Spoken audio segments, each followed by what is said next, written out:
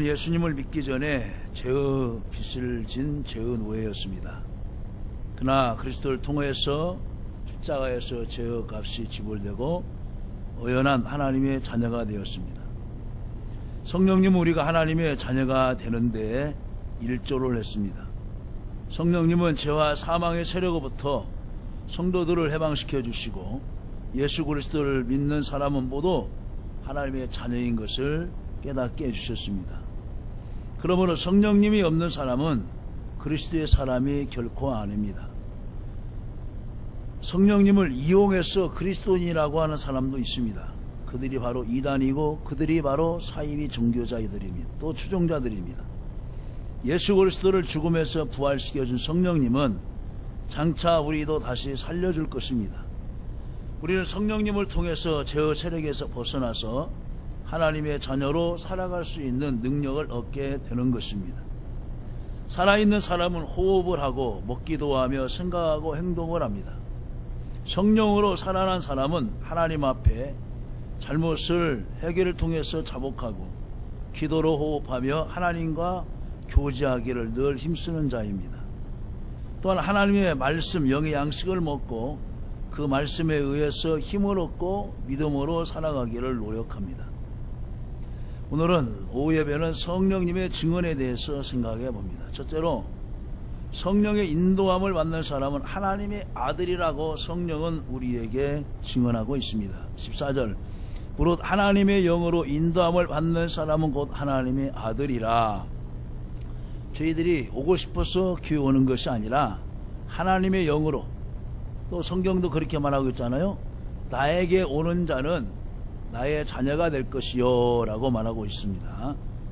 무릇 여기서 말하고 있어요. 무릇은 이제 가르 이런 뜻인데 하나님의 영으로 인도함을 받는 사람은 곧 하나님의 아들이라. 무릇은 이유를 나타내는 것입니다. 왜 그럴까 이런 말입니다. Why 이런 뜻입니다. 왜냐하면 because of 무엇 때문에 그걸 나타납니다. 지역하면 왜냐하면 하나님이 영으로 인도함을 받기 때문에 이들은 하나님의 아들이다 라고 말을 합니다. 그럼 여성도들은 하나님의 아들이 아니니까 구원을 받지 않았느냐? 아니에요.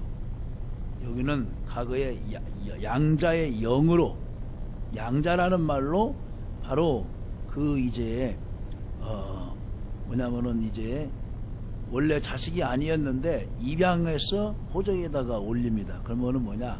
양아들이다, 양자라 이런 말입니다. 우리는 마귀의 종이 되어서 마귀의 자녀들이 있는데 성령을 통하여서 하나님의 자녀가 되었기 때문에 양자의 영으로 하나님의 아들로 인침을 받게 된 자들입니다.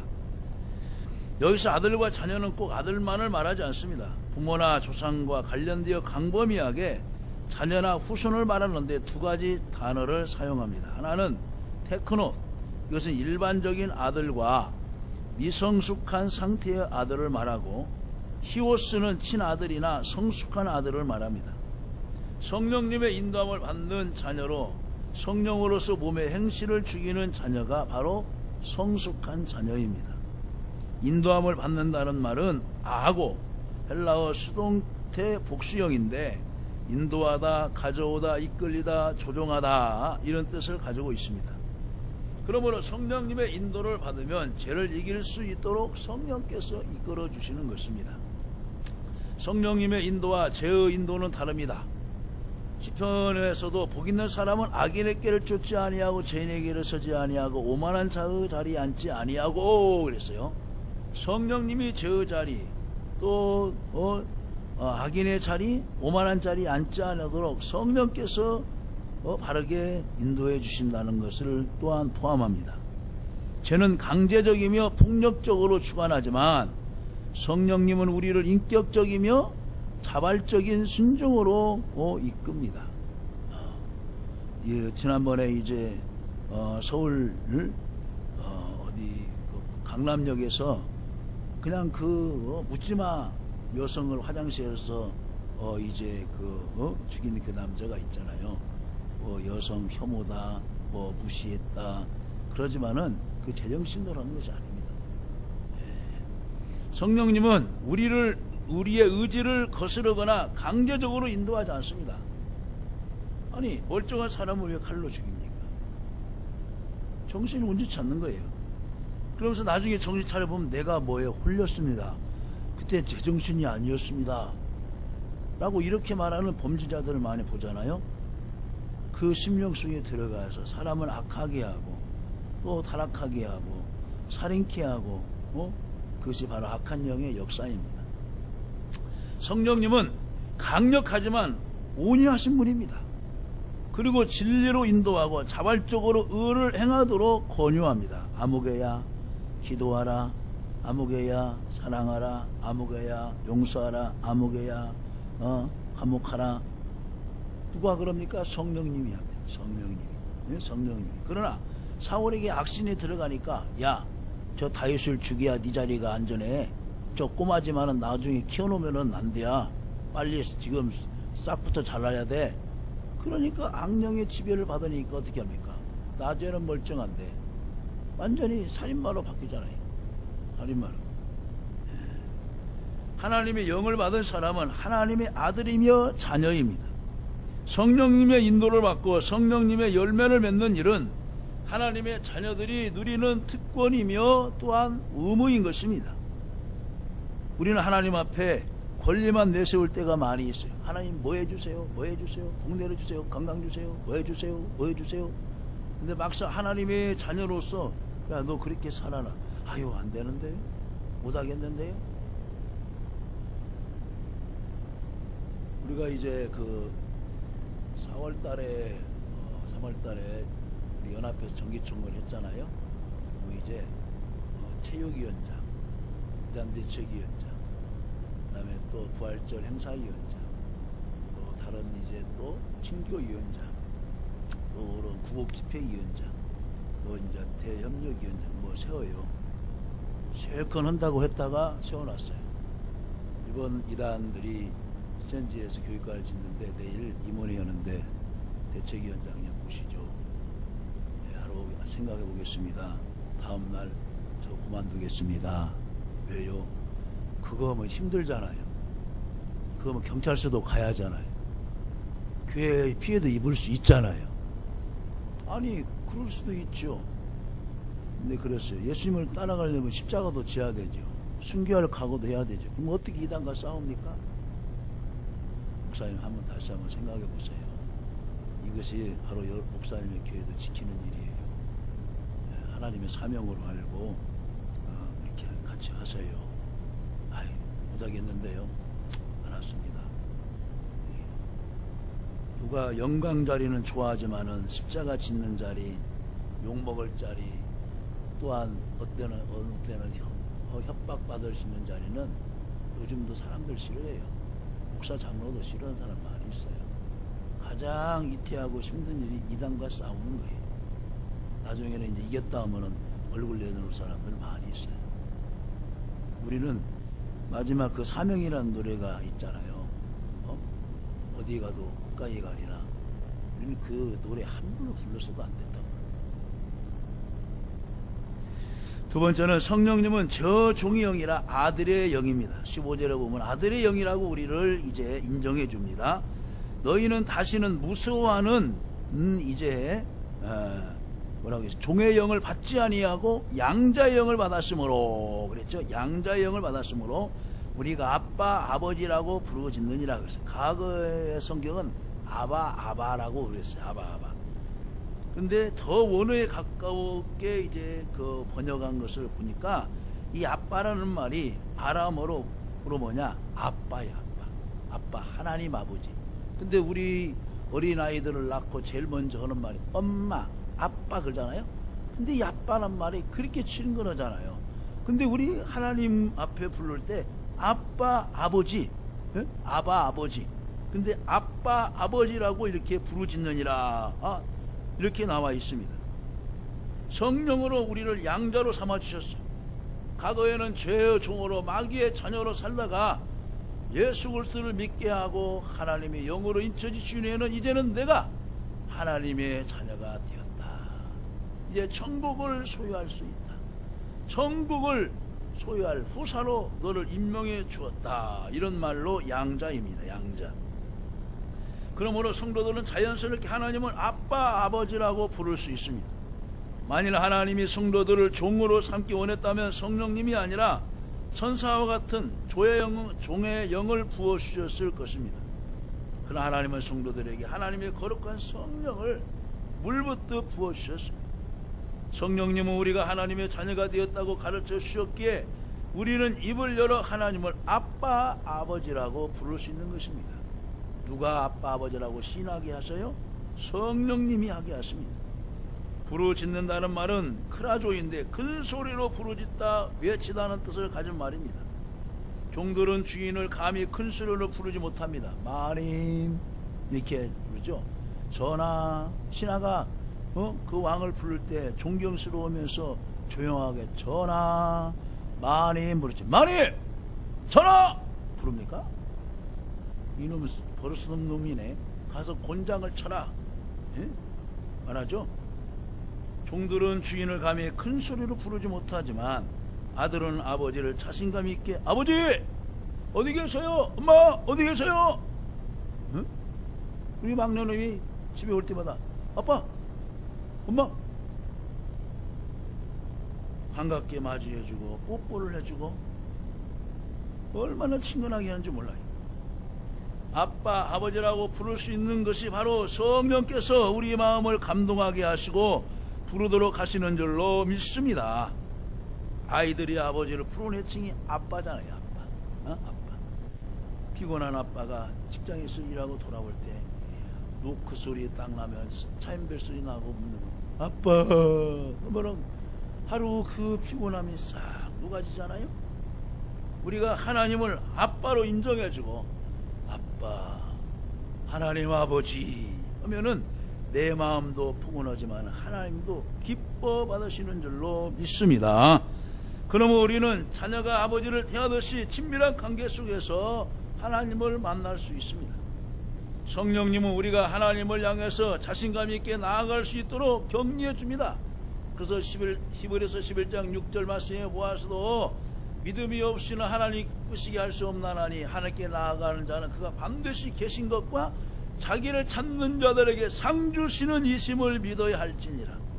하나님 앞에 자신감 있게 나가는 거예요. 상 주시는 이심을 믿고 내가 죽도록 충성하라 그리하면 내가 내게 생명의 면류관을 주리라. 그 말씀을 믿고 자신감 있게 맡겨진 사명을 감당하면서 나아가는 거예요. 그럼 우리들은 더 이상 하나님을 두려워하는 대상이 아니에요.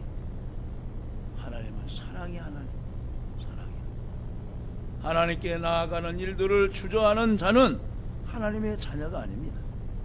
하나님 우리가 자녀로서 하나님을 아버지로 대화하기를 원합니다.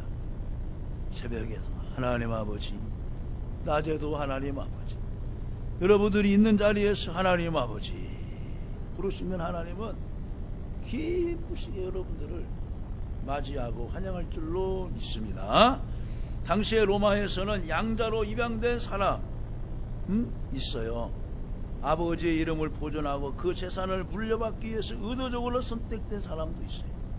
여러분, 모세가 바로의 공주의 어떻게 해요? 양아들이잖아요. 양아들, 양자예요. 응? 그런데 왜 어떻게 돼요? 그 애굽의 후사로, 왕의 후사로 그 왕권을 물려받을 수가 있어요. 이 히브리서에는 뭐라고 했어요? 모든 것을 버리고 자기 백성과 고난받기를 즐겨하여 그랬다. 즐겨하여. 가만히 있으면 왕자리로 그냥 물려받을 수 있어요. 그러나 뭡니까? 하나님의 자녀이고 히브리인인 것을 자기가 어머니를 통해서 교육을 받았어요. 모세야, 너는 지금 우리가 힘들어서 널 못 키우지만은 바로의 공주의 양아들로 네가 궁중 들어가 살지만 너는 하루라도 네가 히브리 민족임을 잊어서는 안 된다. 너는 하나님의 자녀인 것을 잊어서는 안 된다. 계속해서 젖을 먹이면서 엄마 요급에서 계속해서 교육을 시켜요. 어린아이가 엄마의 기분을 통해서 알잖아요. 엄마가 기분 좋으면 아이도 웃으면서 닦아요. 그러나 짜증을 내고 하면 아이도 그렇게 좋은 인상이에요. 왜 그럴까요? 어린아이도 어린아이지만 인격을 내가지고 감정의 사람이기 때문에 그런 거예요.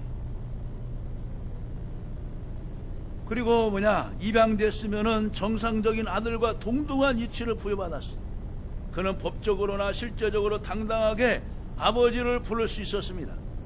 또한 친자녀들과 동등한 자격으로 아버지의 기업을 물려받았으며 아버지의 업적을 높이기 위해서 친자녀들과 함께 노력도 했습니다. 그렇다면 우리는 하나님을 두려워합니까? 육신의 아버지처럼 친근하게 대하고 믿음으로 하나님께 가까이 나아가시기를 주님의 이름으로 간절히 축원합니다. 다음에 세 번째로 성령님은 우리가 하나님의 자녀임을 증거합니다. 16절을 읽습니다. 성령이 친히 우리의 영과 더불어 우리가 하나님의 자녀인 것을 증언하시나니. 우리 각자에게는 영이 있어요.